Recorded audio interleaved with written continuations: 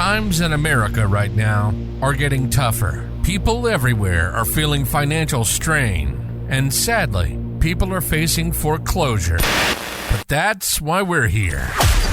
This is the Short Sale Podcast. Our passion is to spread awareness across the country to families who are struggling to make their mortgage payments. We've been handling short sales since 2007. Let's learn some stuff and let's have some fun. Welcome to the Short Sale Podcast. And now your host, Heather J. Keller.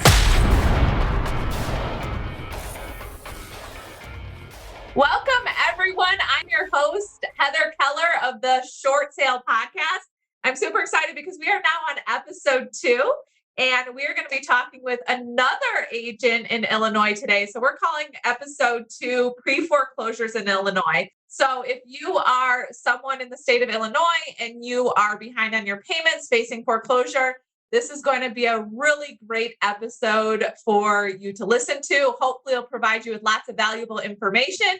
Our goal and our mission behind Blueprint Short Sales is really to provide information and a way for you to feel safe and be guided through the foreclosure process. It's all about you and your family and really helping you hold your hand through the entire process. Without further ado, I'm just going to go ahead and introduce Lisa Webb.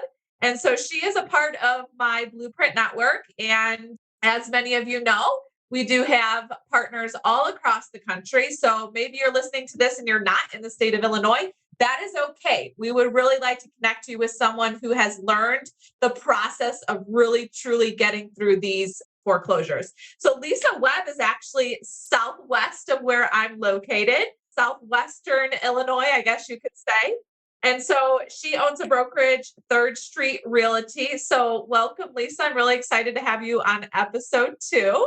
Thank you. And congratulations on episode 2. How exciting. Yeah, I'm excited. I told the viewers before I had a radio show and, it's just based here in Chicagoland. And the mission behind Blueprint, it's to help 100,000 families across the country avoid foreclosure. So whether you're in Alaska or Florida or Oregon or wherever, we want to help guide you. And so hopefully this podcast will help a lot of families, across the country as well. So why don't you tell everyone, who is Lisa Webb?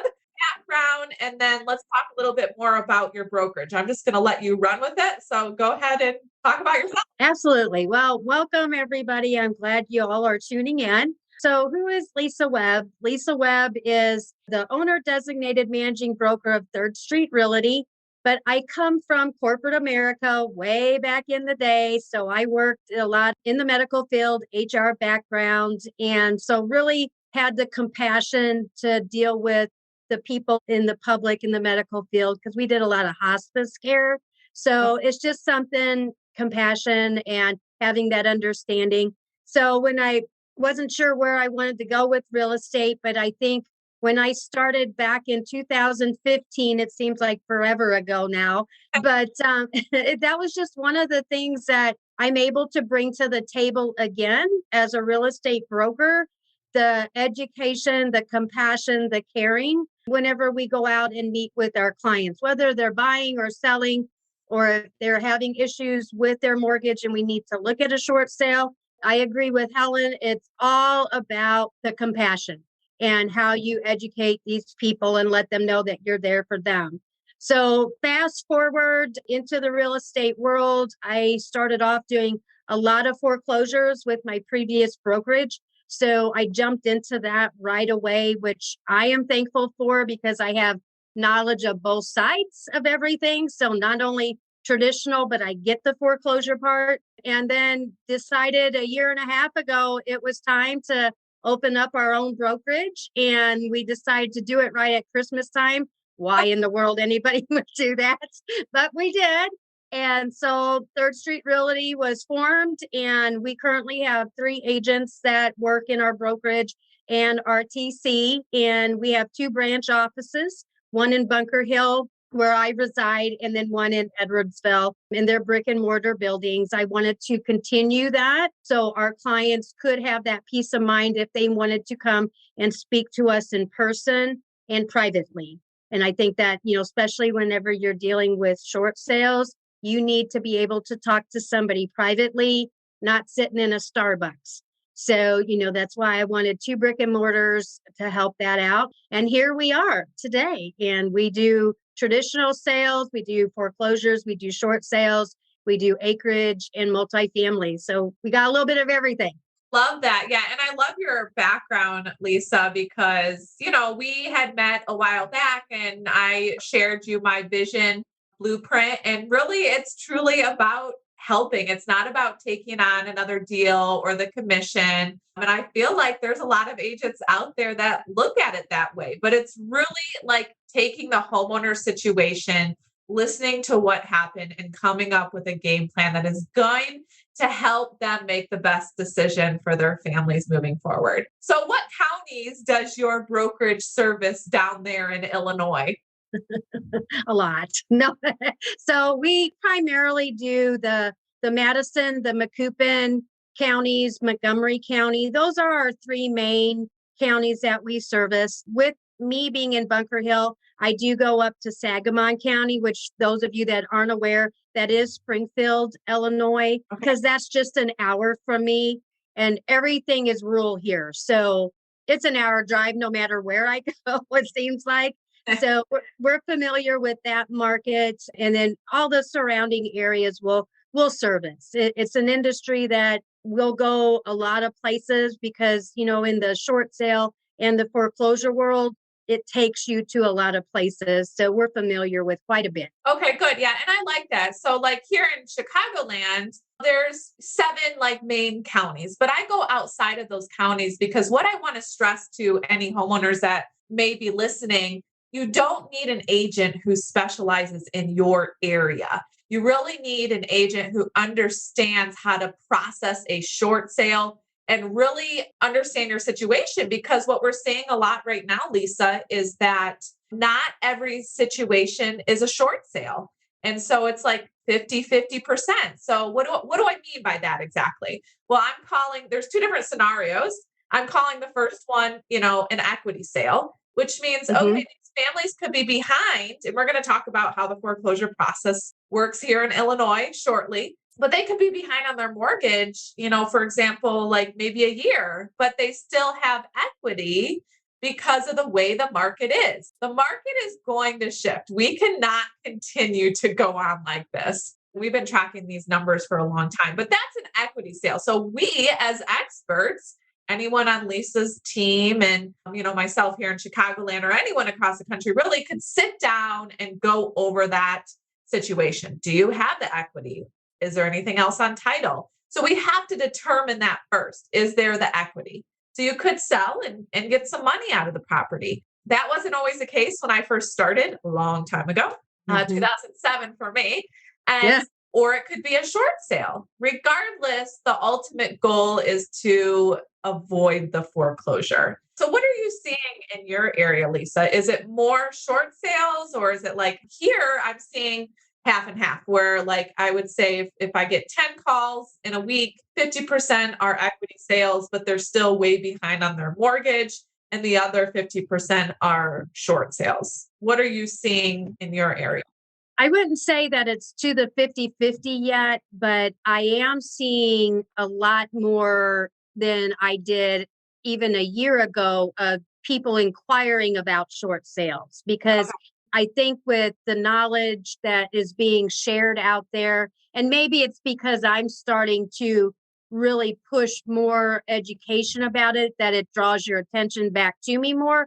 I'm not sure, but I'm seeing more short sale inquiries. How does it work?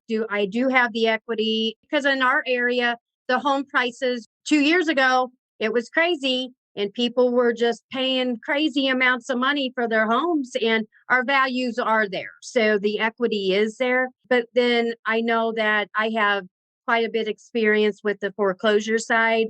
And I do have, I think currently I have 7 properties right now that are foreclosures that I'm managing and waiting for them to get onto the market. So with COVID lifted, things are starting to open back up. Things are starting to become more noticeable. Real quick, I had an older gentleman come into my office. And that's the great thing is about having a brick and mortar office. I had an older gentleman here in town come into my office, and he is in pre-foreclosure and he didn't even realize it. He did during COVID where you could delay your loan payments with the forbearance. There it goes. So he did the forbearance, and he's an older man, and nobody really explained to him, you do have to start paying your loan back at some point. He got a notice to start paying. He never did. And then here we are 2 years later, he's in the process of being foreclosed on. So he just didn't get it. And so I was able to look him up on our court system, give him what court date was set for him, talk to him about equity in his home, even consider having him possibly refinance, having his wife refinance. So he had to go to court yesterday, and I haven't talked to him yet. So it's just things like that the education isn't there, and I'm glad that we can provide it. Yeah, so I guess that's it. So I want to correct one of your words just so no one gets confused. This gentleman was in a forbearance, and so we're seeing this all the time, especially here in Illinois and we'll talk about the foreclosure process, but it has to go through the courts. So people, the moratoriums and the forbearances have ended. It was like October, November of 2021. And 21. yeah, it's just been a long process because it does have to go through the courts. But if someone has not been making a mortgage payment, they will not be able to refinance. So probably they could try a loan mod. So you could try a loan mod. Some people are desperate and want to keep the property, and a Chapter 13 may be an option. We are not bankruptcy attorneys, although we do have plenty on our team that we can refer you to. For the refinance, they are going to look at your credit.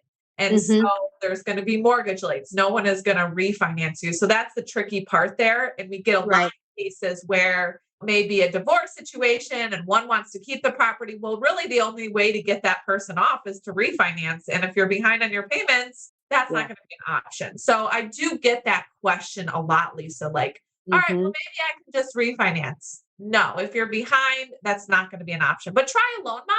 But you can't get that person off. So yeah, exactly. Yeah, that's the tricky part. I'm curious how that goes with that guy. If maybe someone is watching and they were in a moratorium or forbearance, I do feel like none of that was explained. It was just like, hey, you can have this. The pandemic hit, and there was no explanation. And people were in these forbearances and stuff, and then they really could make the payments. And then they would come back and say, okay, well, you're now going to have to bring all of that current. So every bank worked a little bit differently. That's what I was gathering and saw. So yeah, the situation is just not ideal. I mean, these numbers, Lisa, are going up. We track this every single week. In fact, my team just sent me an email. Our numbers for like families that are in an auction, every single week we send out these letters. And it went up by like 50 people this week. Oh, yeah. And it's just going to keep going up as things move forward. And unfortunately, that's the sad situation. And I could remember, I could almost mark my words, one of the conversations I had with a lender, because I had a property that we were due to close, and the buyer got laid off because of COVID. And so we had to delay our closing, and we were talking about the forbearance. I'm like, this is going to come back to bite people. It really is. And I think we're starting to see that now. Yeah, that's exactly it. It's sad. But since we're talking about it, let's just give a general overview of how the foreclosure process works in Illinois. If you are not in a state that operates like Illinois, then you probably don't want to listen to this because it's going to confuse you. But each state is a little bit different. And so I do know generally how all of the states work, but we're going to just talk specifically about Illinois. So Illinois has to go through the court process. That is why it can be super lengthy, no fun. Kind of like the situation you were just talking about, Lisa. The guy, do you know when the last time he made a mortgage payment? It's a long time. Let's put it this way. He told me he owes about $56,000. Okay. So that could be a long time. At least a year and a half. Okay. I would say at least 2 years. Yeah. And that's judicial, non-judicial. There's pros and cons to each. For the state of Illinois, it does have to go through the court process. And so that's where it can be very lengthy. And so, like, I've had sellers that haven't made a payment in 2 or 3 years just because everything has to go through the courts. And so, because of that, it is a slow process. It takes forever. And so, usually around, like, let's just say you stop making your mortgage payment in a normal world. I feel like things still aren't exactly normal since COVID, but it's about 120 days until you get served papers. Here in Illinois, when you get served papers, when you look on the recorder deed site, it is going to say Liz pendant. So Liz pendants just means suit pending for the foreclosure. And then during that time, there's like a response period and it's just long. So what we encourage is that families come to Lisa, come to myself earlier on in the foreclosure process. Do not just take the situation and put it under the rug. You need as many options as possible. And those options dwindle as you get further into the foreclosure process. So come to us earlier on because we could probably come up with a better plan for you. What is a short sale? It's when a mortgage lender agrees to accept a mortgage payoff amount less than what's owed in order to facilitate a sale of the property by a financially distressed owner. The lender forgives the remaining balance of the loan. And that's what we do at Blueprint Short Sales. We've helped over 1,000 families avoid foreclosure, and we can do the same for you. Contact us by email at info@blueprintshortsales.com or call us at 224-407-2126. Anything you want to add about the foreclosure process? I agree. I think people think when they get that first letter or they get that first knock on the door to make sure that somebody's even still living there, I think people think, oh, it's going to go away. It's not going to affect me. It doesn't hit them yet. And I educate people, don't wait because the court system is not going to stop. They will keep coming. And just like with this older gentleman, he's like, well, I'm going to stay in my house forever. And I'm like, you won't if the court keeps coming. They don't care. Unfortunately, it's sad to say, but that's why it's important to speak to somebody quickly when you get something like that, because there's options. Yeah, it is because, like I had someone call me last night and they have an auction July 13th. So that's doable, but it is very tricky when it's that far into the foreclosure process. And so just to give a heads up, like banks, they really do not want to foreclose, Lisa. They rather don't work with the homeowner to either keep them in the property, which isn't always the case, or at least sell as a short sale if there's not equity. But when homeowners are waiting the extreme last minute, especially with these moratoriums and forbearances, they know that these people have been sitting in these houses for a long time. They want their asset back, which is the property. And so they're less lenient now, I would say, than before the pandemic. So just keep that in mind. We understand your situation. We know that it's daunting. It's scary. You don't know if you're going to turn to someone and get taken advantage of. That's another thing that we're trying to, promote inside of Blueprint. Make sure you're hiring a professional. Ask these questions. How many short sales have you done? Do you have a team? How can you help me find a rental? Or what are you going to do after the fact? You know what I mean? And so we want to create a safe environment for homeowners to come and explore their options and really understand how they can navigate through this process. It's scary. It is. And when you talk about scary, you can do a short sale with not just a homeowner. I currently have a short sale and it's an estate. The daughter is the only living relative. So she's having to handle this all on her own. Her dad passed away unexpectedly. They didn't have time to even really figure out things. And she was just going to let the house go to foreclosure. So she reached out and so I spoke to her. And so now we're in the process of trying to do a short sale approved. We do have it listed. She does have a little bit of equity, or her dad did. So we are trying to get it to do a traditional sale with it. We have 4 offers sitting there, but unfortunately they're all just under to where it's not enough equity to get us over where we need to be.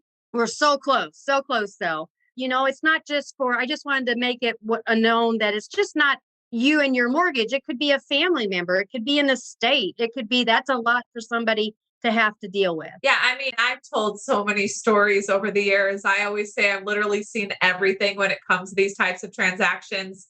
I mean, everything. I always said I should probably do a podcast just on all of my crazy stories. That's actually a really good idea.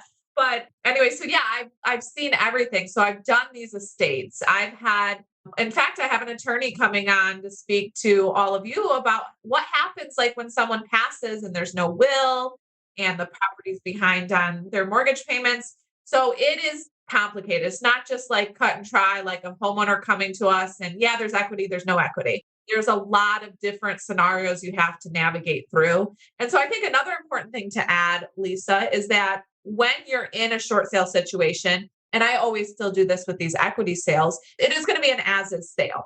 And so a lot of people are under the impression like, oh my gosh, I have all this deferred maintenance and I haven't taken care of the property. That is okay. Lisa and I, we will come in, we will price the property accordingly, but it is an as-is sale. So the sellers are not going to be responsible for making any repairs, and the banks are not as well. So I get that question a lot. It really doesn't matter if your house needs work or maybe it doesn't need any work. Maybe you've had fire, maybe you've had mold. It doesn't matter.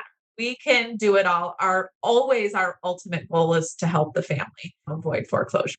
And I think that's a relief whenever we tell them that might be, and I don't have the facts on it, but that might be one of the main reasons why people just don't reach out, because they're going to be like, all these agents are going to tell me, oh, we're not going to do this unless you paint. We're not going to do this unless you do carpet. That's not the case with these type of sales. And don't worry about it. We're used to that. And that's why we price it the way we do. Yeah, I agree. I do think that's one thing I hear all the time. Oh, I didn't call you because we've lived here for all these years and there's so much stuff. Yeah, so I do get that a lot.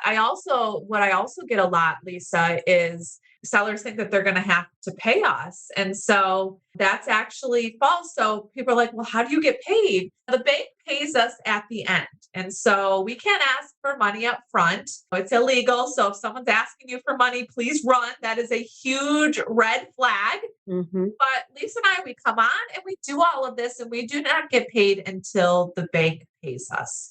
And so we put a lot of time, we put a lot of effort into this because, like I said before, the ultimate goal is to help them avoid foreclosure. So there should be no fees for the seller.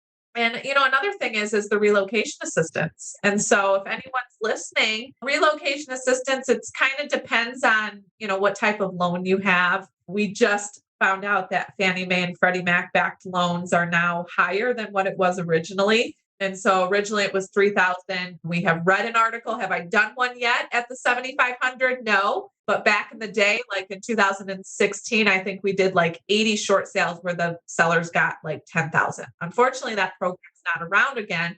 But I think they're trying to come up with a way to incentivize these homeowners to not do foreclosure because it does cost the banks a lot of money to foreclose. So like I said before, they don't want to, but they also don't want families waiting the extreme last minute either. Right, exactly. And I agree with that, especially with doing the foreclosure side and being very experienced in that and having to speak with the asset managers and the banks. The houses, when they go into that foreclosure, the condition is just downhill quickly.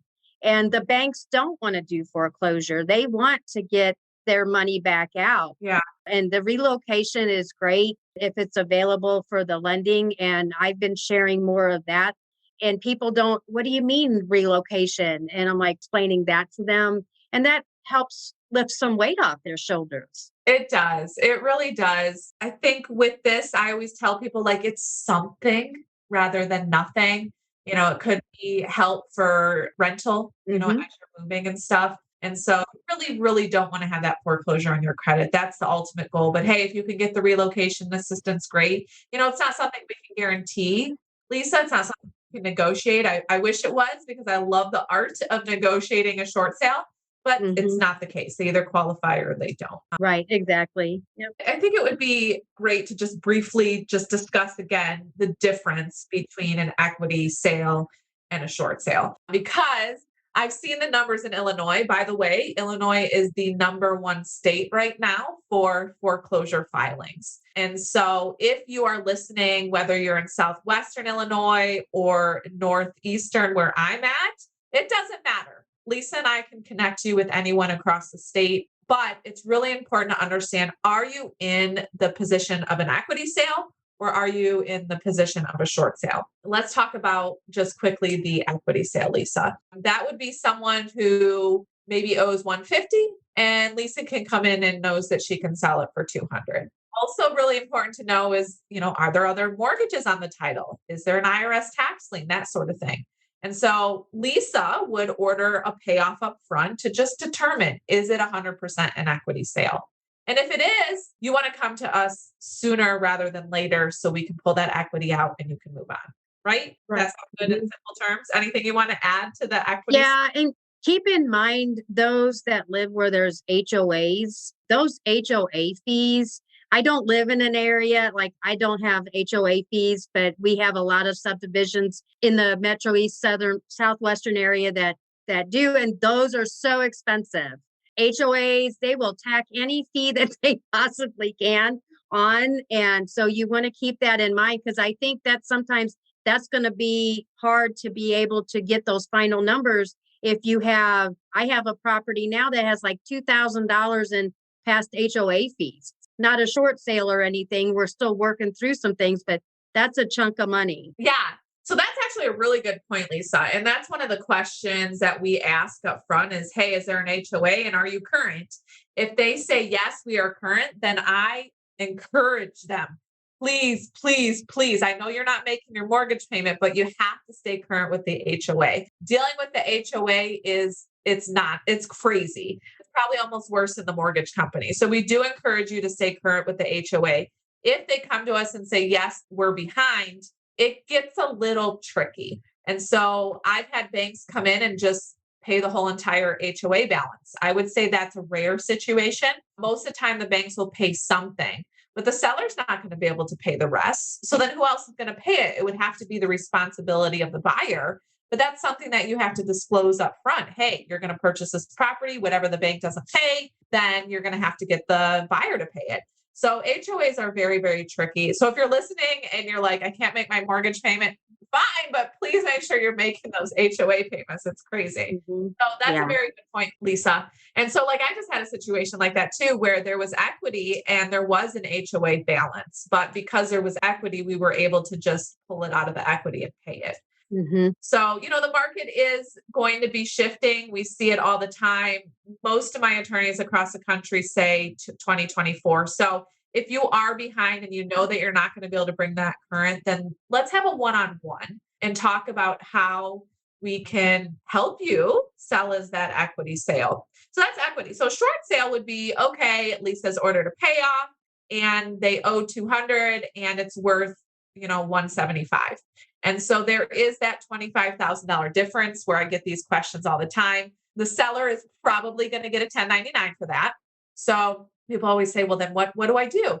Look, in the end, it's going to be a lot better than going to foreclosure because in a foreclosure, you could end up being sued. You don't want that. With the short sale, the deficiency is waived and we can get that written in the approval letter. So just take it to a tax accountant that specializes in that situation. I know there's ways around it. How? I don't know because I'm not a tax accountant. I'm not an attorney. Right. I can just kind of speak off of past experience with other clients. But a short sale, you know for a fact that you owe more on the property than what it's worth. But let's just inform everyone that short sale does not mean short time frame.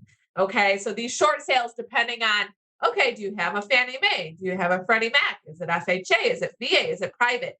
Every situation is going to be different. So I would say generally they're around 3 to 6 months. So during that time, the seller should come up with their next journey, their next plan. So yeah, anything you want to add on the short sales, Lisa? Yes, and that's true. With the short sales, they are not short. Just for example, the one short sale that I have right now, even though there's 4 offers that are sitting there, they do not respond quickly. We're 3 weeks into this. They know there's offers. I think I can get the person from Mr. Cooper to respond to me maybe once a week. Yes. And I'm like, that's how Mr. Cooper is. I'm like, oh my gosh, come on. And they don't call, they don't talk. It's all through email, through the platform. And I'm like, oh my goodness. So it's not, it's not a quick process. So don't put it off. Don't think it'll go away. Get on top of it quickly. See how much equity you have, because if you can avoid doing a short sale, by all means do it. But if you can't, do the short sale before it goes to the foreclosure, because people don't understand that in a foreclosure, if that bank thinks you have enough to cover that difference, they will come after you for that. And in a short sale, they do not. Yeah, it's so tricky. Do not try to navigate this process on your own. If you are struggling here in the state of Illinois, please reach out to Lisa or I. And in the podcast, we'll have all of my contact information, but I'm going to ask Lisa to give hers in just a second. But it's really important to have the right professional team around you who can hold your hand and help you navigate through this process. Don't just go pick a friend who's in real estate. You got to make this as like a business decision. Mm-hmm. Really find someone who can ask these questions and help you navigate through that process. So, like I said, if you're listening here in the state of Illinois or anywhere across the country, someone inside of Blueprint would really, really love to help you. Everyone's been trained on my Blueprint system. And so that's why I love Lisa and everyone else across the country. But Lisa, can you tell everyone who's listening your contact information? Sure. So you can reach us at lisa.webb at thirdstreetrealty.com. I spell it out because it runs together. So it's lisa.webb at thirdstreetrealty.com. That's the best email. You can call our office at 618-650-8787 and get a message to the office, or you can always call me directly, 618-407-2513. That's my cell, and I always have it, and I will answer the phone. Awesome. That's good to know. Lisa, is there anything else you would like to add for families in your area or the entire state of Illinois or anyone across the country? Any final thoughts? I think one final thought that came to my mind as we were going through this is, don't be fooled by somebody coming to you and saying that they are a short sale negotiator, because their job is only to be a middle person. You need to come to an expert like myself or the Blueprint group, and we handle these things every day, and we will walk with you, and we know our areas, we know our market, and we know the banks that we're dealing with.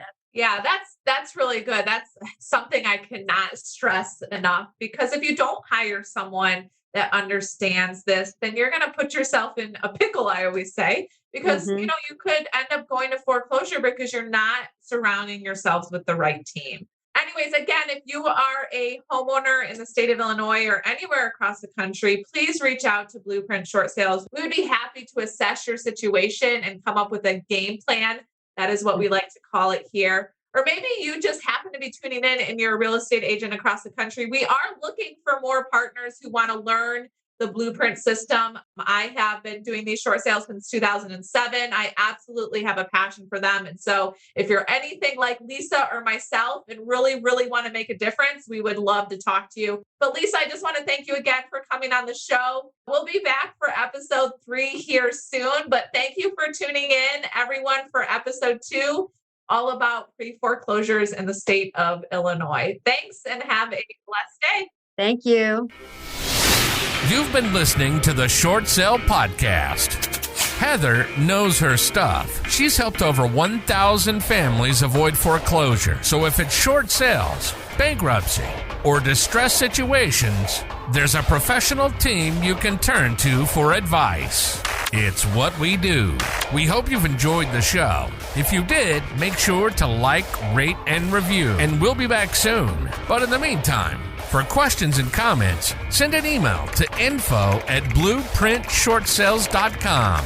Call us at 224-407-2126. And find us on Facebook at Blueprint Short Sales. Thanks so much for listening, and we'll see you next time on the Short Sale Podcast.